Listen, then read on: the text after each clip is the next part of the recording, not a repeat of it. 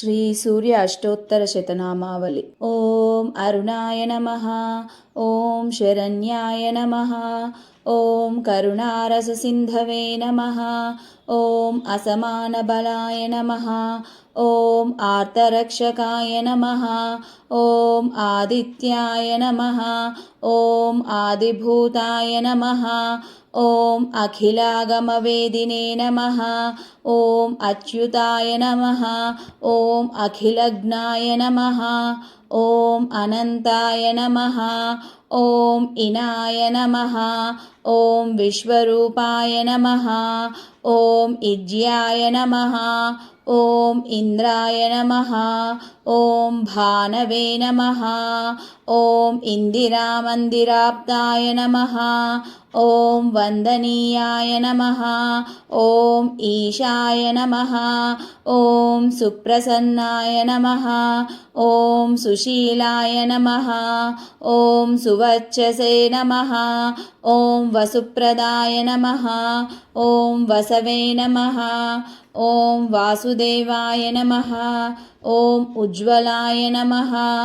ఓం ఉగ్రరూపాయ నమః. ఓం ఊర్ధ్వగాయ నమః.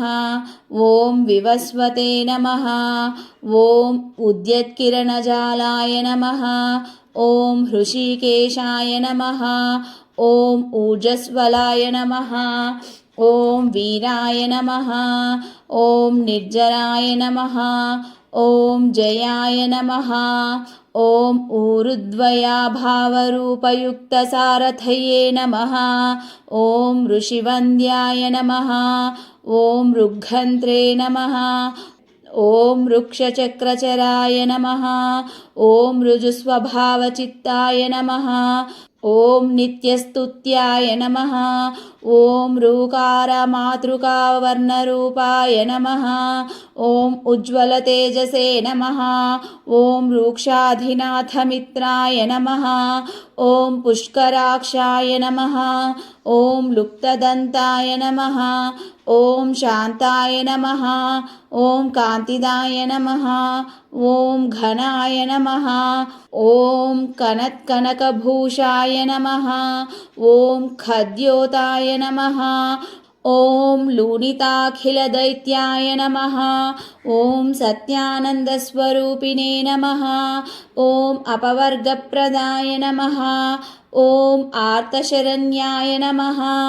ఓం ఏకాకినే నమః. ఓం భగవతే నమః. ఓం సృష్టిస్థిత్యంతకారిణే నమః. ఓం గుణాత్మనే నమః. ఓం ఘృణిభృతే నమః. ఓం బృహతే నమః. ఓం బ్రహ్మణే నమః. ఓం ఐశ్వర్యదాయ నమః. ఓం శర్వాయ నమః. ఓం హరిదశ్వాయ నమః. ఓం శౌరయే నమః. ఓం దశదిక్సంప్రకాశాయ నమః. ఓం భక్తవశ్యాయ నమః. ఓం ఓజస్కరాయ నమః. ఓం జయినే నమః. ఓం జగదానందహేతవే నమః. ఓం జన్మమృత్యుజరావ్యాధివర్జితాయ నమః. ఓం ఔచ్ఛస్థానసమారూఢరథస్థాయ నమః. ఓం అసురారయే నమః. ఓం కమనీయకరాయ నమః. ఓం అబ్జవల్లభాయ నమః. ఓం అంతర్బహిఃప్రకాశాయ నమః. ఓం అచింత్యాయ నమః. ఓం ఆత్మరూపిణే నమః. ఓం అచ్యుతాయ నమః. ఓం అమరేశాయ నమః. ఓం పరస్మై జ్యోతిషే నమః. ఓం అహస్కరాయ నమః. ఓం రవయే నమః. ఓం హరయే నమః. ఓం పరమాత్మనే నమః.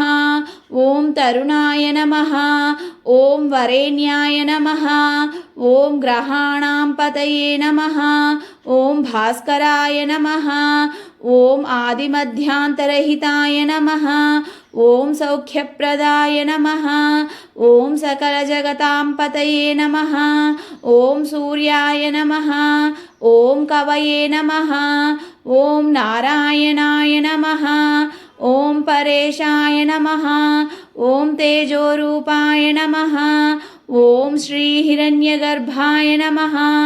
ఓం హ్రీం సంపత్కరాయ నమః. ఓం ఐం ఇష్టార్థదాయ నమః. ఓం అనుప్రసన్నాయ నమః. ఓం శ్రీమతే నమః. ఓం శ్రేయసే నమః. ఓం భక్తకోటిసౌఖ్యప్రదాయినే నమః. ఓం నిఖిలాగమవేద్యాయ నమః. ఓం నిత్యానందాయ నమః. ఓం శ్రీ సూర్యనారాయణాయ నమః. ఇతి శ్రీ సూర్యాష్టోత్తరశతనామావళి సమాప్తం. ఫలశ్రుతి తెలుసుకుందాము. సూర్య అష్టోత్తర శతనామావళి సూర్య భగవానుణ్ణి ఆరాధించడానికి ముఖ్యంగా ఆదివారాలు మరియు రథసప్తమి రోజుల్లో పఠించే అత్యంత పవిత్రమైన స్తోత్రం. ఇది ఆరోగ్య, తేజస్సు మరియు జ్ఞానాన్ని ప్రసాదిస్తుంది.